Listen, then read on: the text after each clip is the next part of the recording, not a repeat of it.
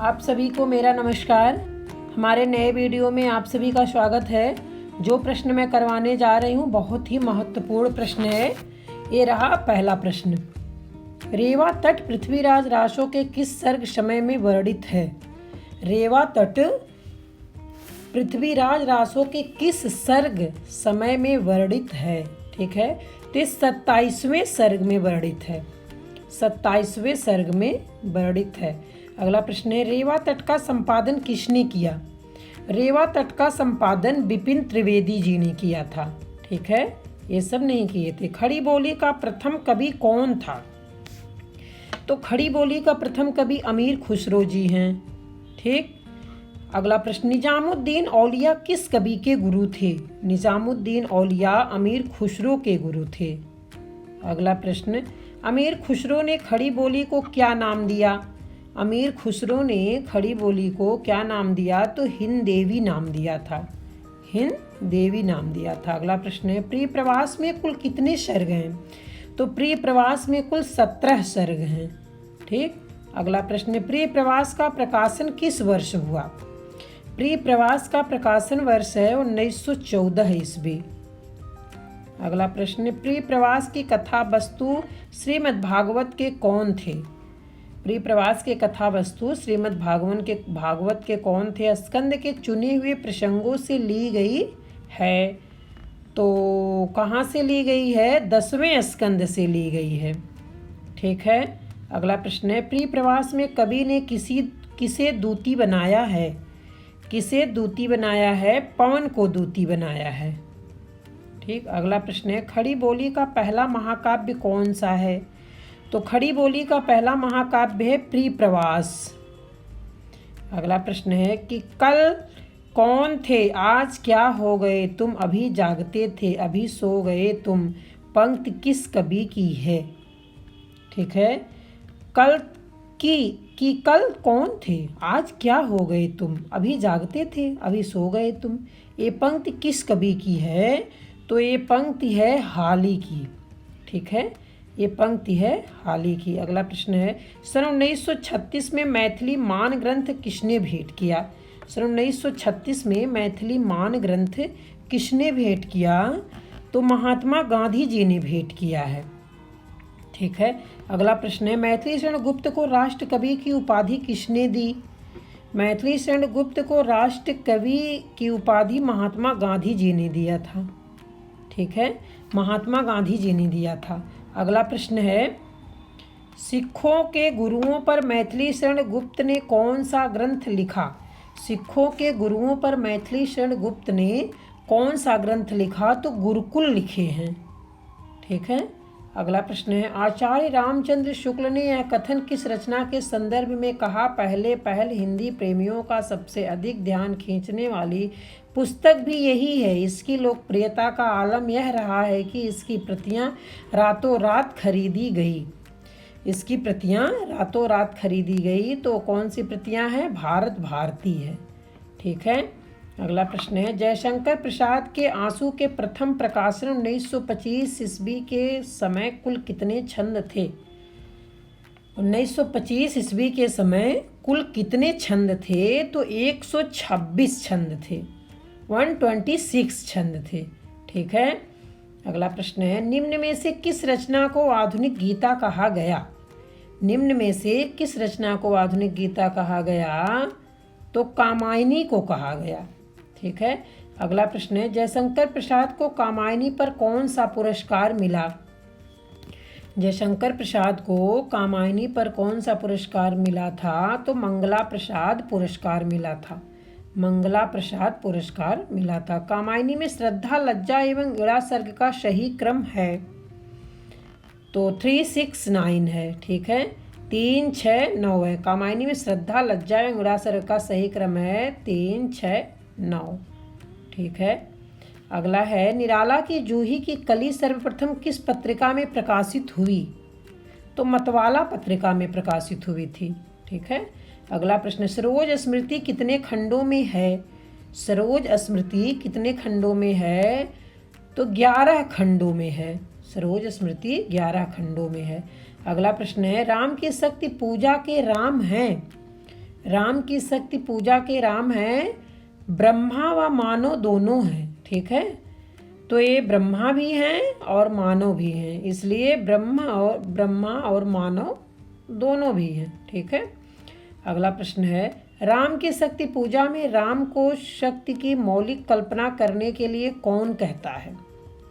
मौलिक कल्पना करने के लिए कौन कहता है? तो जाम्बवान जी कहते हैं, ठीक है, जाम्बवान जी कहते हैं। अगला प्रश्न है, कुकुरमुत्ता कविता का प्रकाशन वर्ष क्या है?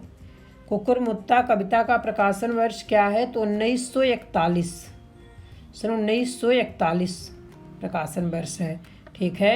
अगला प्रश्न है, कुकुरमुत्ता कविता में कवि निराला ने किस पाश्चात्य कवि के बहाने तथा कथित संभ्रांत कहे जाने वाले कवियों पर व्यंग किया है? तो इलियट ने किया है व्यंग, ठीक है। अगला प्रश्न, बांधो न नाव इस ठाव बंधु कविता किस संकलन में है? बांधो न नाव इस ठाव बंधु कविता किस संकलन में है? तो ये अर्चना में है, ठीक है। अगला प्रश्न, परिवर्तन किसकी कविता है? परिवर्तन किसकी कविता है? तो परिवर्तन पंत जी की कविता है, ठीक। अगला प्रश्न, परिवर्तन कविता के संदर्भ में यह कथन किसने कहा कि वास्तव में पंत जी ने न तो इससे पूर्व ही और न इसके बाद ही इतनी आवेशपूर्ण कविता लिखी है, ठीक है। तो किसने कहा था? ये कथन किसने कहा था? डॉक्टर नगेंद्र जी ने कहा था, ठीक है। अगला प्रश्न है, प्रथम रश्मि कविता पंत के किस काव्य संकलन में है? प्रथम रश्मि कविता पंत के किस काव्य संकलन में है? तो ये जो है वीणा में है, ठीक है, वीणा में है। अगला प्रश्न है, मृत परंपराओं पुराने विचारों को झरने के लिए किस कविता के माध्यम से कहता है? मृत परंपराओं पुराने विचारों को झरने के लिए किस कविता के माध्यम से कहता है? तो द्रुत झरो जगत के जीर्ण पत्र, द्रुत झरो जगत के जीर्ण पत्र। अगला प्रश्न, निम्न में से कौन सा मिलान सही है? निम्न में से कौन सा मिलान सही है? ये बताना है, इसमें मिलान कौन सा सही है। तो इसमें जो मिलान है, बीना भी हूँ मैं तुम्हारी रागनी भी हूँ नीरजा, ये भी सही है। मैं नीर भरी दुख की बदली चंदनी, ये भी सही है। फिर बिकल है प्राण तेरे शांध्य गीत, ये भी सही है। तो इसलिए उपर्युक्त सभी सही है, उपर्युक्त सभी सही है। यहाँ दिया गया है ना उपर्युक्त सभी सही है, लेकिन हमें क्या करना है? सही ऐसे नहीं बता देना है, ठीक है। मुझे ये मिलान करके सही बताना होगा, ठीक। बीन भी हूँ मैं तुम्हारी रागनी भी हूँ, तो यहाँ नीरजा लिखा हुआ है, आया समझ में। लेकिन आपको लग रहा सही है, सही नहीं है। मैं नीर भरी दुख की बदली संधिनी, ये भी सही नहीं। फिर बिकल है प्राण मेरे शांध्य गीत, लग रहा ना सही है। तो यहाँ सब सही है। यहाँ आंसर क्या हो जाएगा? ए का ए हो जाएगा, बी का सी हो जाएगा, और डी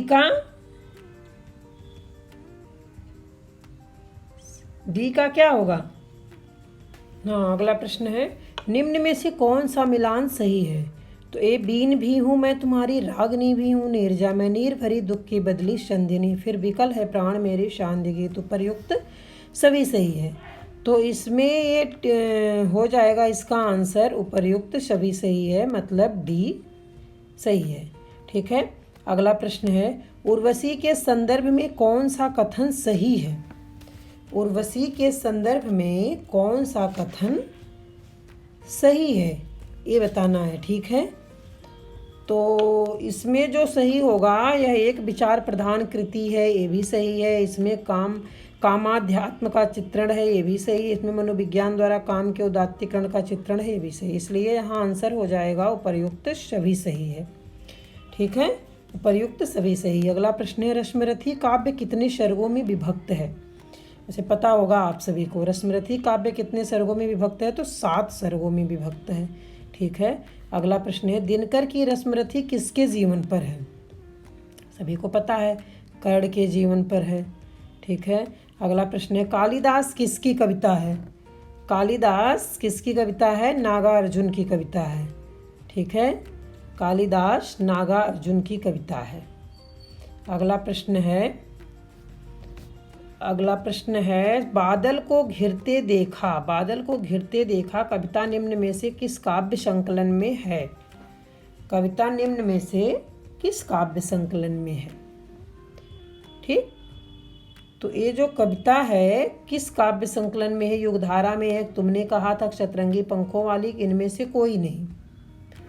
तो इसमें है बादल को घिरते देखा कविता निम्न में से किस काव्य संकलन में है? तो युगधारा में है। ठीक है। अगला प्रश्न, 4 दिनों तक चूल्हा रोया, चक्की रही उदास, 4 दिनों तक कानी कुतिया सोई उसके पास। काव्य पंक्तियां किस कविता से है? ये काव्य पंक्तियां किस कविता से है? तो ये है अकाल और उसके बाद, अकाल और उसके बाद कविता से है। ठीक है। खुरदुरे पैर कविता में नागार्जुन ने किसका वर्णन किया है? तो रिक्शे चालक का वर्णन किया है, रिक्शे चालक का वर्णन। यह दीप अकेला किसकी कविता है? यह दीप अकेला सच्चिदानंद हीरानंद वात्स्ययन अज्ञेय की कविता है। ठीक है। अगला प्रश्न है, प्रियंबद ऋषि का संबंध किस कविता से है? तो प्रियंबद ऋषि का संबंध असाध्य वीणा से है। ठीक है, असाध्य वीणा से है। अगला प्रश्न है, जौ काशी तन तजे कबीरा तो राम ही कहानी होरा रे। इस पद में कबीर ने किसका खंडन किया है? जौ काशी तन तजे कबीरा तो राम ही कहानी होरा रे। इस पद में कबीर ने किसका खंडन किया है? तो रूढ़ियों एवं अंधविश्वास का खंडन किया है। ठीक है। अगला प्रश्न है, मोरी चुनरी में परी गयो दाग, पिया में चुनरी प्रतीक है। मेरी चुनरी में परी गयो दाग, पिया में, पिया में चुनरी प्रतीक है। इसमें चुनरी प्रतीक है, किसका प्रतीक है? ठीक है, तो शरीर का प्रतीक है। ठीक। अगला प्रश्न है, तड़फे बिनु बालम मोर जिया, कबीर के इस पद की विषय वस्तु है। कबीर के इस पद की विषय वस्तु है विरहणी जीवात्मा की विरह दशा, विरहणी जीवात्मा की विरह दशा है। हमारी ननद निगोड़नी जागे में ननद किसका प्रतीक है? हमारी ननद निगोड़नी जागे में ननद किसका प्रतीक है? ये बताना है। तो माया का प्रतीक है। ठीक है, माया का प्रतीक है। अगला प्रश्न है, प्राणनाथ तुम कब्धे मिलेंगे सूरदास प्रभु बाल संघाती में कौन सी भाषा प्रयुक्त है? कौन सी भाषा प्रयुक्त है? यहाँ भाषा बताना है। ठीक है, तो भाषा जो प्रयुक्त है खड़ी बोली हिंदी नहीं है, अवधी भी नहीं है। ठीक है, इनमें से कोई भी नहीं है, भी नहीं है। यहाँ भाषा है ब्रज भाषा। ठीक है। अगला प्रश्न है, याकी सीख सुने को ब्रज रहे मैं, याकी शब्द किसके लिए प्रयुक्त है? याकी सीख सुने को ब्रज रहे में याकी शब्द किसके लिए प्रयुक्त है? तो ये उद्धव के लिए प्रयुक्त है। ठीक है। अगला प्रश्न है, बिलग जनि मानो बात हमारी का अर्थ इनमें से क्या है? बिलग जनि मानो बात हमारी का अर्थ इनमें से क्या है? ठीक है, तो हमारी बात का बुरा मत मानना, हमारी बात का बुरा मत मानना। अगला प्रश्न है, काहे को गोपीनाथ कहावत का मूल भाव क्या है? काहे को गोपीनाथ कहावत का मूल भाव क्या है? तो कृष्ण के प्रति उपालंब भावना की अभिव्यक्ति, कृष्ण के प्रति उपालंब भावना की अभिव्यक्ति, ये आंसर सही है। ठीक है। अगला प्रश्न है, अखिया हर दर्शन की भूखी में प्रयुक्त शब्द शक्ति है।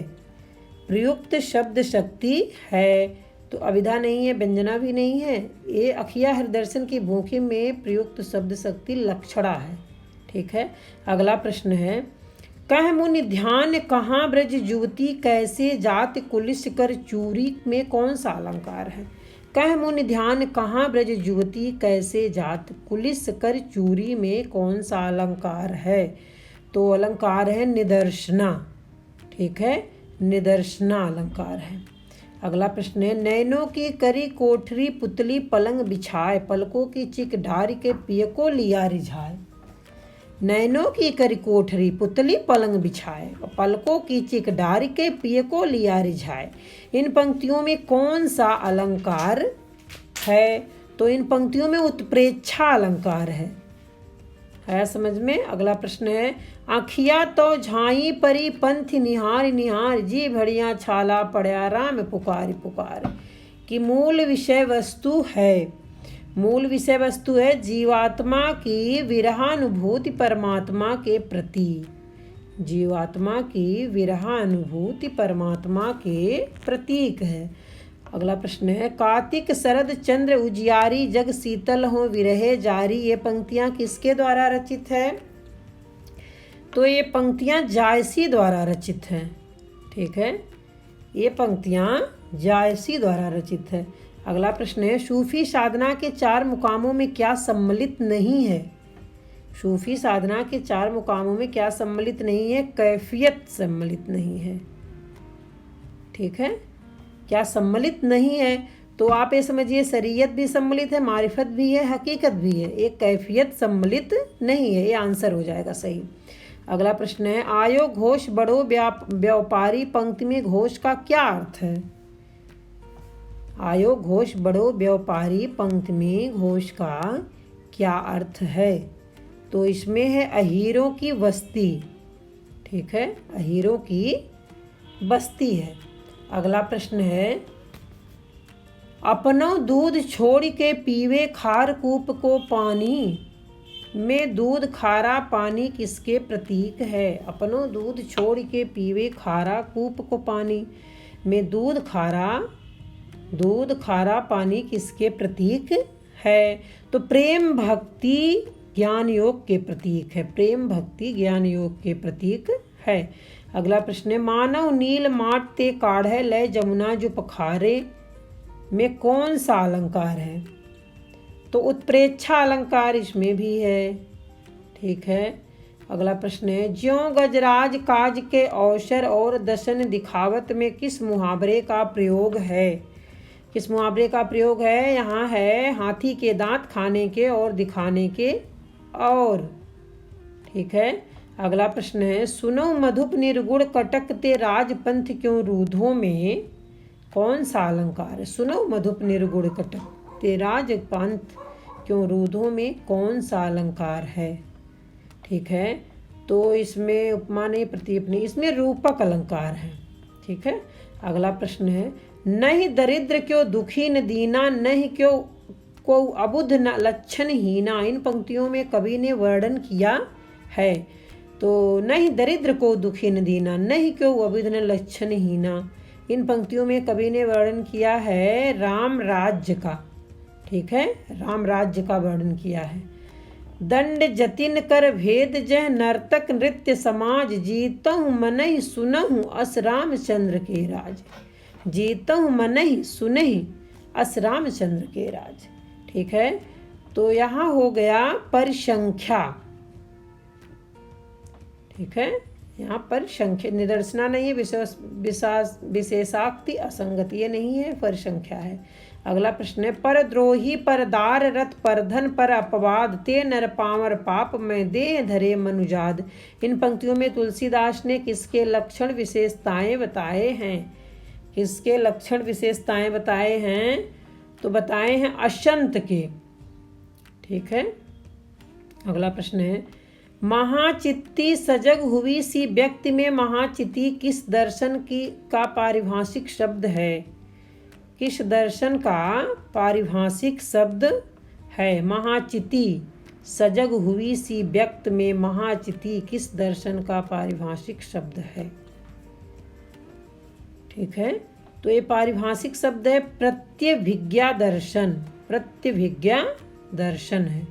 अगला प्रश्न है, पुरातनता का यह निर्मोक्ष सहन करती न प्रकृति पल एक, पुरातनता का यह निर्मोक्ष सहन करती न प्रकृति पल एक पंक्ति में निर्मोक्ष शब्द का अर्थ है, एक पंक्ति में निर्मोक्ष शब्द का अर्थ है केचुली।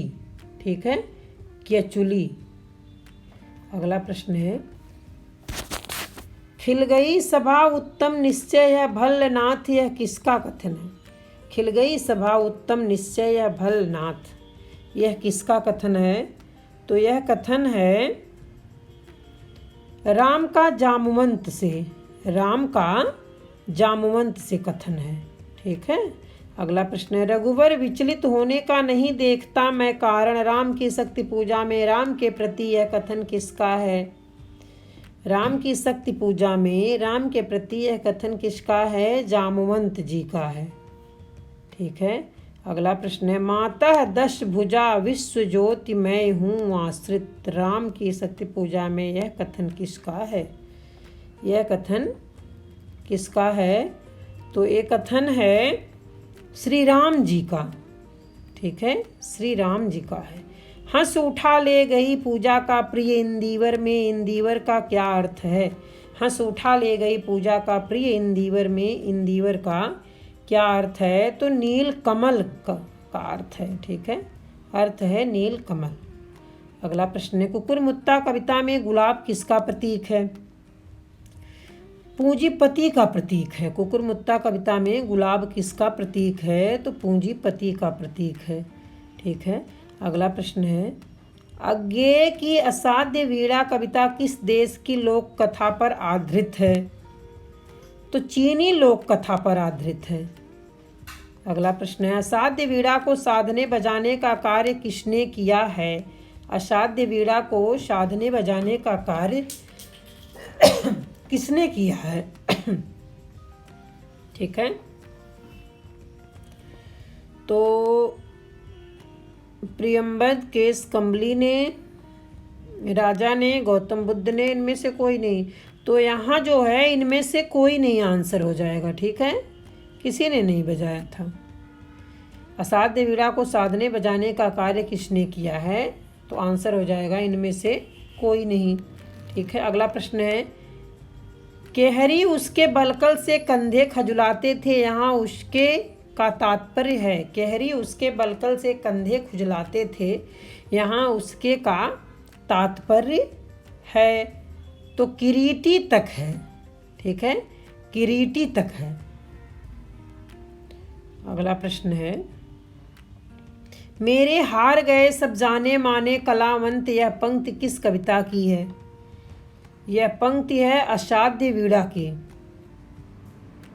यह पंक्ति है असाध्य वीणा की। मौन प्रियंबद साध रहा था, वीणा नहीं स्वयं अपने को शोध रहा था के द्वारा कवि क्या कहना चाहता है? कवि क्या कहना चाहता है? तो साधना में एकाग्रता की आवश्यकता होती है। हाँ, सही है। कवि ने मौन की महत्ता को प्रतिपादित किया, ये भी सही है। अहंकार विहीन साधक की कला के रस को जान पाता है, ये भी सही है। ठीक है, तो यहाँ आंसर हो जाएगा ये सभी सही है। ठीक। अगला प्रश्न है, वीणा से निकला स्वर प्रेमी रसिक को कैसा प्रतीत हो रहा था? वीणा से निकला स्वर प्रेमी रसिक को कैसा प्रतीत हो रहा था? तो नववधू की पायल की झनकार जैसे प्रतीत हो रहा था। अगला प्रश्न है, रानी ने केस कंबली को बीड़ा साधने पर क्या भेंट दी? केस कंबली पर बीड़ा साधने पर क्या भेंट दी? तो सतलड़ी माला दी थी भेंट, सतलड़ी माला दी थी। अगला प्रश्न है, अंधेरे में कविता किस संकलन से ली गई है? अंधेरे में कविता किस संकलन से ली गई है? तो चांद का मुंह टेढ़ा है, यहाँ से ली गई है। ठीक है। अगला प्रश्न है, अंधेरे में कविता में आया रक्तलोक अस्नात पुरुष किसका प्रतीक है? रक्तलोक अस्नात पुरुष किसका प्रतीक है? ठीक है, यहाँ किसका प्रतीक है वो बताना है। तो अंतर्मन में निहित क्रांति की भावना का प्रतीक है। अंतर्मन में निहित क्रांति की भावना का प्रतीक है। अगला प्रश्न है, लोकहित पिता को घर से निकाल दिया, जन मन करुणासी माँ को हकाल दिया का तात्पर्य क्या है? तो लोकहित और करुणा को तुमने स्वार्थ केंद्रित होने से निर्वासित कर दिया, ये आंसर सही हो जाएगा। ठीक है, अगला प्रश्न है,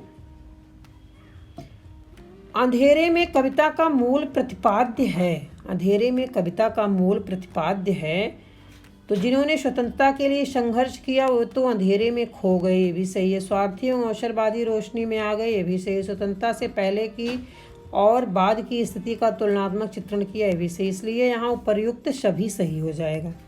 ठीक है, अगला प्रश्न है, तोड़ने होंगे ही मठ और गढ़ सबका निहितार्थ है। निहितार्थ है, तोड़ने होंगे ही मठ और गढ़ सबका निहितार्थ है, तो इसमें प्रतिक्रियावादी ताकतों को नष्ट करना होगा। प्रतिक्रियावादी ताकतों को नष्ट करना होगा, ये आंसर हो जाएगा। ठीक है, अगला प्रश्न है, कविजन निर्वाक का तात्पर्य क्या है। कविजन निर्वाक का तात्पर्य क्या है, तो तात्पर्य कविगण साहित्यकार व्यवस्था के विरोध में आवाज़ नहीं उठा रहे। कविगण साहित्यकार व्यवस्था के विरोध में आवाज़ नहीं उठा रहे हैं। ठीक है, ये आंसर हो जाएगा। अगला प्रश्न है, नदी तुम बहती चलो मैं नदी तुम बहती चलो में नदी किसका प्रतीक है। नदी तुम बहती चलो में नदी किसका प्रतीक है, तो समिष्ट चेतना का प्रतीक है। ठीक है, समिष्ट चेतना का प्रतीक है। अस्थापना, राम की शक्ति पूजा में राम सत्य और न्याय के प्रतीक है, जबकि रावण अन्याय और अत्याचार का। फिर तर्क आर है, राम की शक्ति पूजा में कवि के व्यक्तिगत जीवन का सत्य भी मुखरित हुआ है।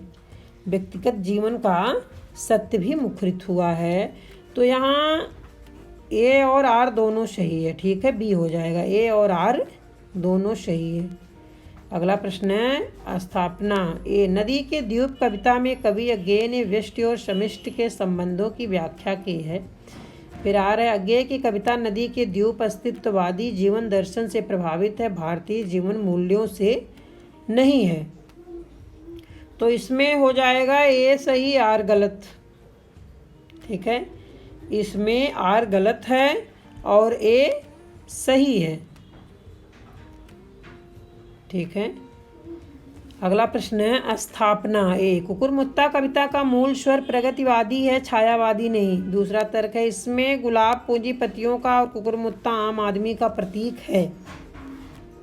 ठीक है, इसमें आम आदमी का प्रतीक है, तो ए और आर दोनों सही हैं। इसमें दोनों सही हैं आंसर। अगला प्रश्न है, स्थापना ए, भ्रमर गीत का उपजीव्य ग्रंथ है महाभारत। भ्रमर गीत का उपजीव्य ग्रंथ है महाभारत। फिर आर, भ्रमर गीत एक उपालंब काव्य है जिसमें सगुण का खंडन और निर्गुण का मंडन किया गया है। ठीक है, तो ए गलत और आर आंशिक है। उपजीव्य ग्रंथ है, ए गलत है। ठीक है, ए गलत है और आर आंशिक सही है। आर आंशिक सही है, इसलिए आंसर हो जाएगा यहाँ बी। ठीक है, अगला प्रश्न है, निम्न पद्यांश को ध्यान से पढ़कर पूछे गए प्रश्नों 88 से 92 के उत्तर दीजिए। ठीक है, 88 से 92 के उत्तर दीजिए। अब ये प्रश्न है, पद्यांश है, काहे को रोकत मार्ग शूधो सुनऊ मधुप निर्गुण कंटकते राजपंथ क्यों रुधो और कै तुम सिखे पठाए कुब्जा कै कही श्याम घन जूधो और वेद पुराण सुमृति सब ढूंढो जुगतिन जोग कहूँ धो ताको कहा परेखो की जो जानत छाछ न दूधो शूर मूर क्रूर गए लय ब्याज निवेरत ऊधो। सूर मूर अक्रूर गए लय ब्याज निवेरत ऊधो। ठीक है, अब उक्त पद्यांश के रचयिता का नाम है। उक्त पद्यांश के रचयिता का नाम क्या है। मैं पढ़ी हूँ इस कविता को तो समझ में आ गया होगा आप सभी के। पद्यांश के रचयिता का नाम है शूरदास जी। ठीक है, अगला प्रश्न है, उक्त पद की विषय वस्तु है। उक्त पद की विषय वस्तु है, तो निर्गुण का खंडन सगुण का मंडन नहीं, प्रेम का समर्थन योग का खंडन नहीं, ठीक है। ये जो है कृष्णा की लंपटता का वर्णन, कृष्णा की लंपटता का वर्णन हो जाएगा। ठीक है। अगला प्रश्न है, वेद पुराण कहूँ धौं से क्या व्यक्त होता है? वेद पुराण कहूँ धौं से क्या व्यक्त होता है? तो गोपियों की तर्कशीलता व्यक्त होती है। ठीक है। कह तुम सिखे पठाए कुब्जा से क्या व्यक्त होता है? ये कुब्जा के प्रति असूया भाव व्यक्त होती है। ठीक है। कुब्जा के प्रति असूया भाव व्यक्त होती है। अगला प्रश्न है, सूर मूर अक्रूर लय गए में सूर्य का तात्पर्य है? मूलधन रूपी श्री कृष्ण से है। ठीक है। मूलधन रूपी श्री कृष्ण। अगला पद्यांश है, निम्न अवतरण को ध्यान से पढ़कर पूछे गए प्रश्नों 93 से 97 के उत्तर दीजिए। ठीक है। अब ये सुनिए, रवि हुआ अस्त ज्योति के पत्र पर लिखा अमर, रह गया राम रावण का पराजय समर, आज का तीक्ष्ण सर विद्र क्षिप्र कर वेग प्रखर, सत्सेल समवर शील नील नभ गर्जित स्वर, प्रतिपल परिवर्तित व्यूह भेद कौशल समूह, राक्षस विरुद्ध प्रत्येह क्रुद्ध कपि विषम हो, विछुरित वहिन राजीव नयन हत लक्ष्यवाण, लोहित लोचन रावण मदमोचन महीयान, राघव लाघव रावण वारण गत युग में प्रहर, उद्यत लंकापति मर्दित कपिदल बल विस्तर। ठीक है। तो यह अवतरण किसके द्वारा रचित है और किस कविता से है? कविता सुनने के बाद तो जरूर कुछ समझ में आ गया होगा। ये है सूर्यकांत त्रिपाठी निराला की राम की शक्ति पूजा से लिया गया है। ठीक है। अगला प्रश्न है, उक्त अवतरण की भाषा है। अब इस अवतरण की भाषा क्या है? तो इन सभी विशेषताओं से संपन्न, जैसे संस्कृत निष्ठ हिंदी ये भी है, सामासिक पदावली ये भी है, लाक्षणिकता से युक्त ये भी है। ठीक है। तो यहाँ आंसर हो जाएगा, इन सभी विशेषताओं से संपन्न है, उक्त अवतरण की भाषा है। अगला प्रश्न है, राजीव नयन में कौन सा अलंकार है? राजीव नयन में कौन सा अलंकार है? तो राजीव नयन में उपमा अलंकार है। ठीक है, क्योंकि यहाँ उपमा की जा रही है। अगला प्रश्न है, प्रतिपल परिवर्तित व्यूह से क्या व्यक्त होता है? प्रतिपल परिवर्तित व्यूह से क्या व्यक्त होता है? युद्ध की त्वरा ये भी सही है, सैनिकों का कुशल व्यूह चित्र ये भी सही, व्यूह भेदने की कुशलता ये भी सही है। तो इसलिए यहाँ ये सभी सही हो जाएंगे। ठीक है। अगला प्रश्न है, इस अवतरण से पता चलता है कि क्या पता चलता है? ठीक है। इस अवतरण से पता चलता है कि, मतलब क्या पता चलता है?